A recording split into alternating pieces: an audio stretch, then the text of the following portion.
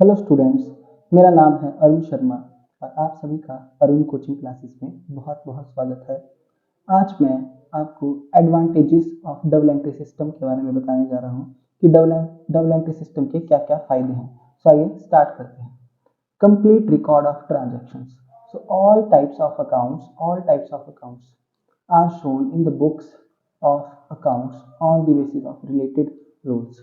सो सभी टाइप्स के जो अकाउंट्स होते हैं, रियल, पर्सन, नॉमिनल, उनको बुक्स ऑफ अकाउंट्स में शो किया जाता है।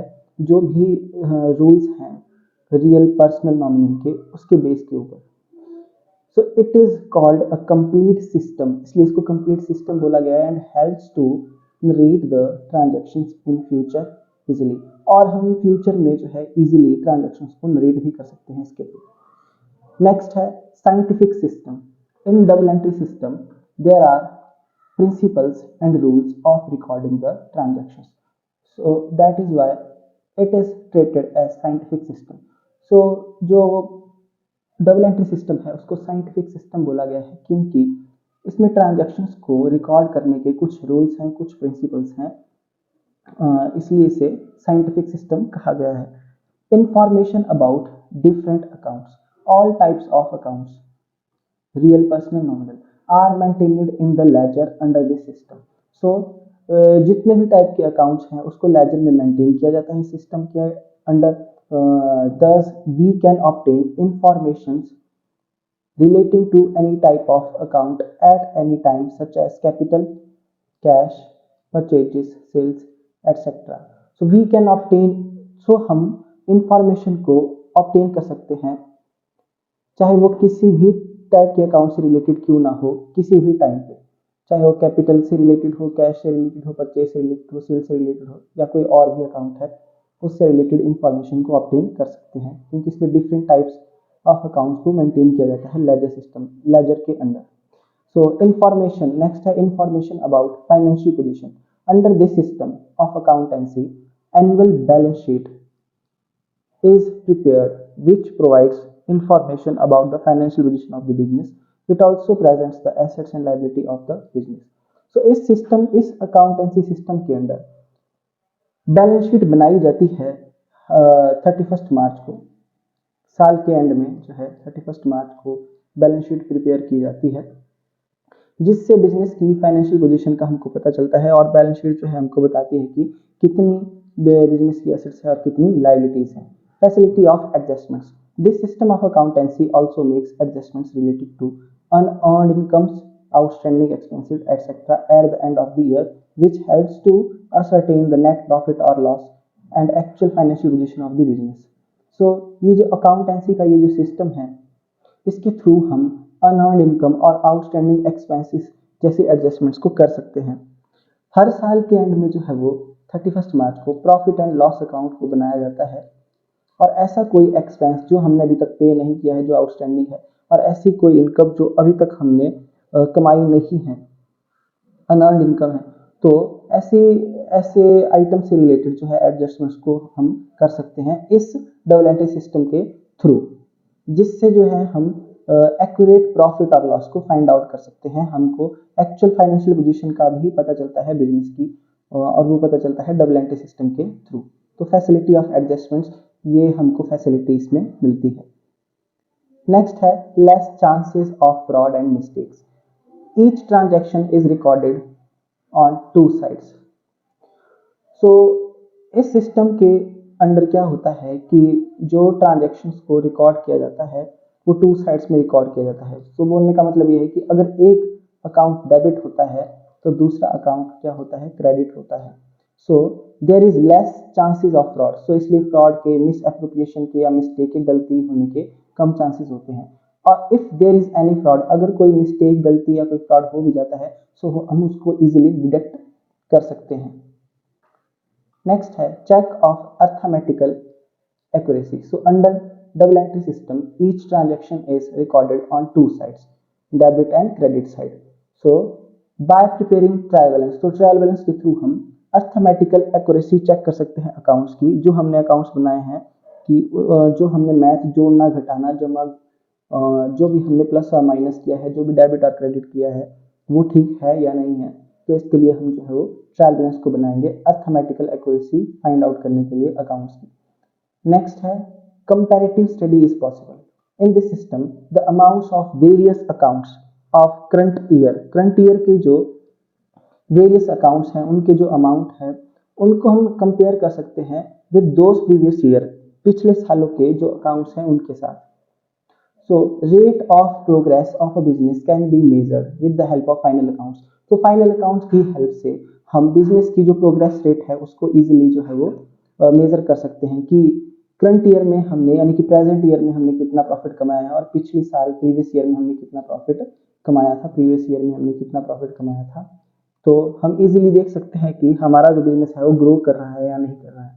So unnecessary expenses can be controlled by comparing various items of the current year with those of previous year. तो पिछले सालों के जो अकाउंट्स हमने प्रिपेयर किए हैं और करंट ईयर में जो भी हमने नेट प्रॉफिट कमाया है, जो भी हमने आइटम्स रिकॉर्ड किए हैं, तो उनको कंपेयर करके हम अपने खर्चों को, जो अननेसेसरी खर्चे हैं, उनको कंट्रोल कर सकते हैं। इसलिए कंपैरेटिव स्टडी पॉसिबल होती है डबल एंट्री सिस्टम के through.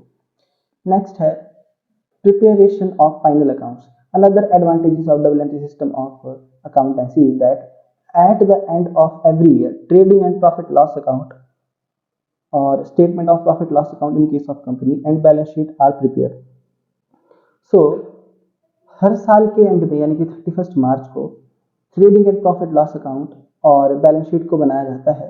So there preparation is also compulsory for legal, और लीगल पॉइंट ऑफ व्यू से भी ये बहुत जरूरी है क्योंकि जो है बिजनेसमैन अपना टैक्स भरता है। सो वो टैक्स तभी भर पाएगा जब उसको ये पता होगा कि उसने कितना प्रॉफिट अर्न किया है, उसने कितना प्रॉफिट कमाया है या उसे कितना लॉस हुआ है। इसलिए लीगल पॉइंट ऑफ व्यू से भी जो है फाइनल अकाउंट्स को प्रिपेयर करना कंपल्सरी है। So this system fulfils the government requirement, इसलिए गवर्नमेंट की रिक्वायरमेंट को भी ये पूरा करता है। नेक्स्ट है reliable and accurate books of accounts. The books used for accounting in this system of accountancy are treated as perfectly accurate, reliable and scientific. So the court of law also recognize them as evidences and these also save time and labor in processing. So जो भी books हम use करते हैं accounting के लिए इस system के under, accountancy की जो भी बुक्स ऑफ को हम यूज करते हैं अकाउंटिंग के लिए सिस्टम के अंडर, वो एक्यूरेट होनी चाहिए, रिलायबल होनी चाहिए, साइंटिफिक होनी चाहिए। The court of law also recognise, और कोर्ट ऑफ लॉ जो है इन बुक्स ऑफ अकाउंट्स को यूज कर सकता है एक एविडेंस के जैसा, मतलब एक हम जो है इसको एक एविडेंस के जैसे यूज कर सकते हैं। एंड दीज ऑल्सो सेव, इससे हमारा टाइम बचता है और हमारी लेबर बचती है। सो नेक्स्ट है suitable for all types of businessman. Double entry system can be used by small as well as big traders. तो इसका जो यूज है वो स्मॉल ट्रेडर भी करते हैं, बिग यूजर्स भी करते हैं, such as sole trader, partnership firms, joint stock companies. So it is suitable for all, ये सभी के लिए सुटेबल है। So this system of accounting is used throughout the world, और इसको जो है थ्रू आउट द वर्ल्ड जो है यूज किया जा रहा है। तो ये थी इसकी एडवांटेजेस। आई होप आपको सब कुछ समझ में आ गया होगा। सो नेक्स्ट टॉपिक है disadvantages of double entry system. Expensive system. So double entry system जो है वो बहुत ही कॉस्टलियर सिस्टम है। We use a number of accounting books such as journal, ledger, cash book and subsidiary books journal under this system. So इस system में हम journal को प्रिपेयर किया जाता है, लेजर को बनाया जाता है, कैश बुक बनाई जाती है, सब्सिडरी बुक्स और सब्सिडरी जर्नल को बनाया जाता है। So the bookkeeping under this system becomes costlier specially for small trader. So एक छोटे ट्रेडर के लिए, एक स्मॉल ट्रेडर के लिए ये जो मेथड है बहुत ही ज़्यादा कॉस्टलियर है, क्योंकि इतनी सारी बुक्स को हमको इसमें मेंटेन करना पड़ेगा जिसमें बहुत ज़्यादा खर्चा आएगा, इसलिए एक्सपेंसिव मेथड है। नेक्स्ट है accounting error. Under double entry system we can check only arithmetical accuracy of accounts. So trial balance को बना करके हम इस सिस्टम के अंडर जो है अकाउंट्स की अर्थमेटिकल एक्यूरेसी को चेक कर सकते हैं, सिर्फ अर्थमेटिकल एक्यूरेसी को। और बहुत टाइप की जो एरर्स होती है, जैसे कि error of commission, error of omission, error of principles और compensating error may remain despite the agreement of trial balance। मतलब कुछ ये कुछ ऐसी एरर्स हैं, errors of commission, omission, error of principle, compensating error. इन एरर्स का ट्रायल बैलेंस के थ्रू भी पता नहीं चलता है, इसलिए अर्थमेटिकल एक्यूरेसी का ही हमको पता चलता है। नेक्स्ट है need practical knowledge and expertise. Different types of accounts having different rules for their debit and credit. So आपने real account, personal account, nominal account के बारे में पढ़ा, सबके अपने अपने डेबिट क्रेडिट के रूल्स हैं। So proper education, practical knowledge and training are needed in order to maintain accounts accurately and correctly under this system. So इस सिस्टम के अंदर जो है proper education, proper practical knowledge और ट्रेनिंग की जरूरत है अगर हमने अकाउंट्स को प्रॉपरली एक्यूरेटली जो है वो करेक्टली मेंटेन करना है, तो इसलिए प्रैक्टिकल नॉलेज और एक्सपर्ट होने की हमको जरूरत है अकाउंट्स में। सो कंक्लूजन क्या निकलता है कि truly speaking that the above mentioned disadvantages are due to the inefficiency and carelessness of the person using double entry system. So जो पर्सन डबल एंट्री सिस्टम को यूज कर रहा है, ये उसकी लापरवाही और उसकी इनएफिशिएंसी की वजह से जो है ये डिसएडवांटेजेस जो है हमको देखने को मिल रही है। The system of double entry cannot be held responsible for these disadvantages. जो डबल एंट्री सिस्टम है इन सब बातों के लिए, इन सब डिसएडवांटेजेस के लिए जिम्मेवार नहीं है, हम उसको जिम्मेवार नहीं ठहरा सकते हैं। So the double entry system is fully scientific and flexible. Double entry system जो है फुली साइंटिफिक है क्योंकि इसके अपने कुछ रूल्स हैं, प्रिंसिपल्स हैं, और फुली फ्लेक्सिबल है। सो एंड इज, और इसको वाइडली जो है थ्रू आउट द वर्ल्ड जो है यूज किया जा रहा है।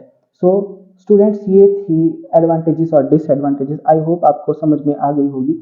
इन केस अगर आपको कोई बात समझ में ना आई हो तो आप जो है वो मेरे दिए गए नंबर पे कॉल कर सकते हैं। Thank you so much.